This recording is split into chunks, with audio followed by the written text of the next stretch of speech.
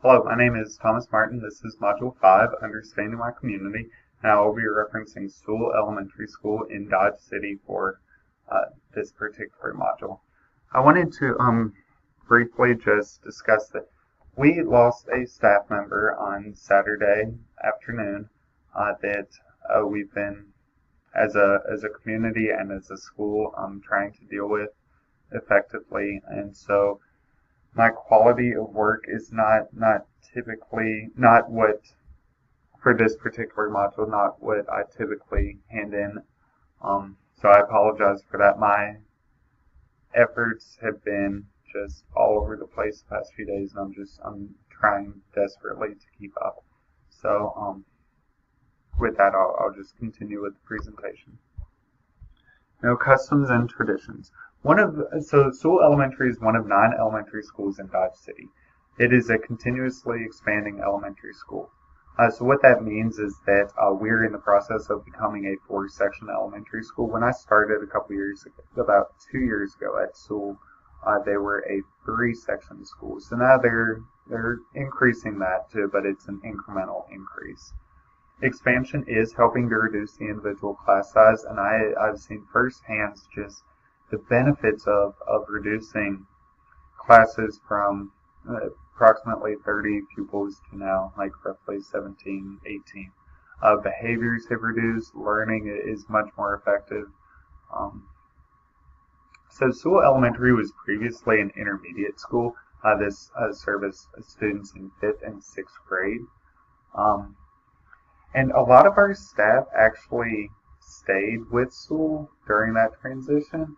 And so when I first started, I was noticing that some of the behavioral expectations were not quite age appropriate. And the longer I was there, the more I was made aware that some of these teachers are used to middle schoolers. So there's been an adjustment period for some of our staff in getting accustomed to dealing with the younger demographic of students.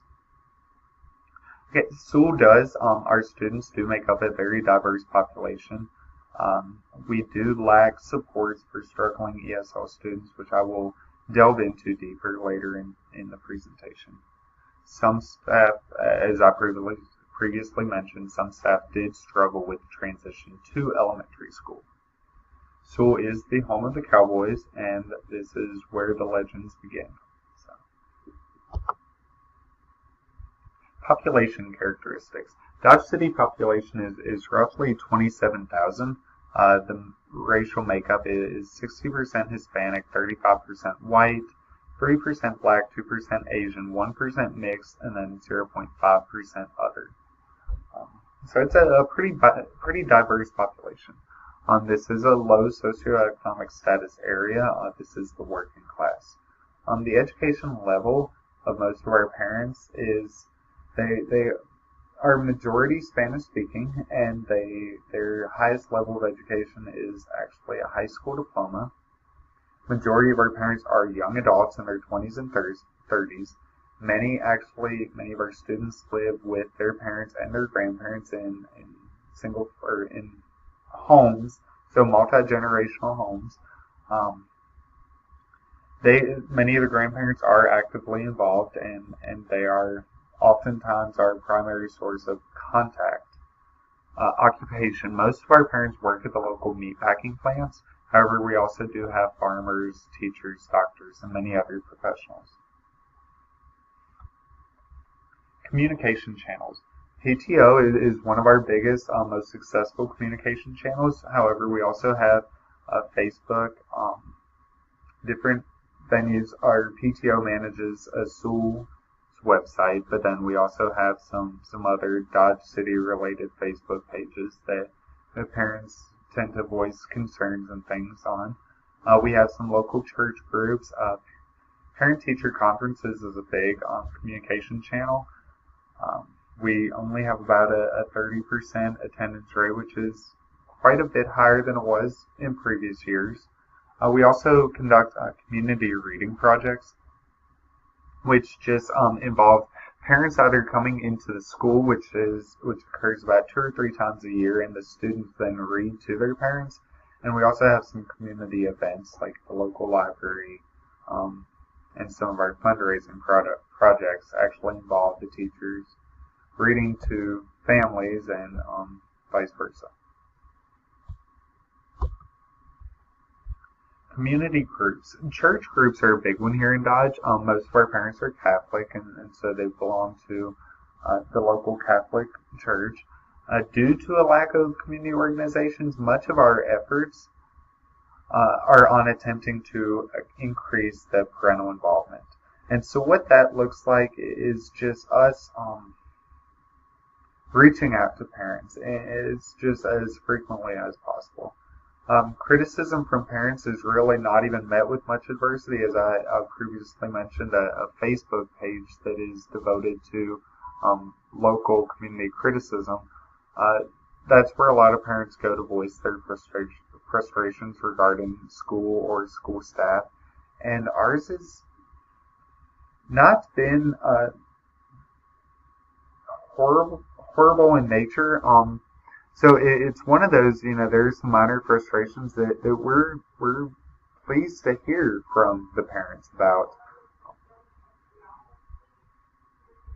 So it's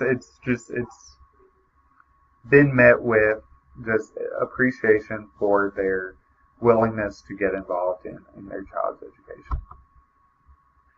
Leadership in this district. Our superintendent is Dr. Fred Dirksen. He's been with us now for a year and a half. We just recruited a new Deputy Superintendent of Curriculum and Instruction, Dr. Scott Springston.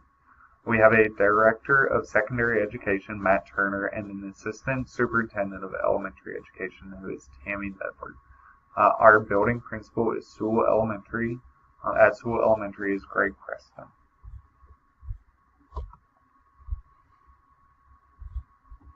So the community leaders in this area tend to be religious leaders. It's a pretty large population for,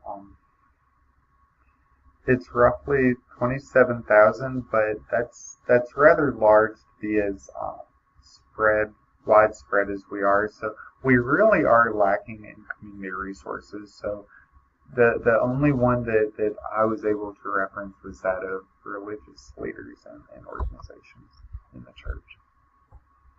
Economic conditions. This is a low socioeconomic status area. Most of the families have 3 generations living at home just due to the high cost of living in this area. We do have relatively good employment stability within the meatpacking plants, which is where a majority of our parents work. However, they are paid hourly, and the wages it's difficult for just one single family to survive here in Dodge. So that's why we do have families that are making the best of a difficult situation and living with parents and grandparents and things like that. Schools in our district have been expanding recently structurally to address the overcrowding that has occurred over the past decades. Therefore, the finances are there. It's just we're trying to catch up. All of our buildings were kind of bursting at the seams several years ago, and so we've been expanding, and we are continuing to expand until we can adequately service the needs of all of our students. 2 main areas impacted by shortages resulting from, so my question here is if funding is being allocated appropriately, because there are 2 main areas that are impacted by shortages, whether that's our inability to fill those positions or just determining whether or not those positions are needed. One of those is ESL resources. We tend to lack ESL resources, at least at the elementary level, for our students whose primary language is something other than English. And then also mental health professionals, as I mentioned, the loss of one of our teachers that occurred over the weekend. I'm employed by the special ed cooperative, so my job responsibility was actually in another part of the area on Monday morning, And so we had to pull in several mental health professionals from outside of our particular school building and our district in order to cover some social emotional needs of our students and staff. Social tensions. This is a very wide, diverse area, but social diversity doesn't really, in this area, it doesn't cause social tensions. It's basically most of our social tensions result from socioeconomic status variability. There is a wide discrepancy that exists on the financial spectrum. So we definitely have a cycle of poverty that exists here. So it's difficult to train individuals to break that cycle. Extra sources of information. Sewell Elementary's website is listed here, and that is maintained by the district. And then we also have Sewell Elementary's Facebook page, which is updated by PTO. Here is also listed the KSDE report card, which is just a way of seeing how our school building ranks compared to others in the state. Multicultural issues. Sorry. Our ESL population is underserved in all aspects in this particular building.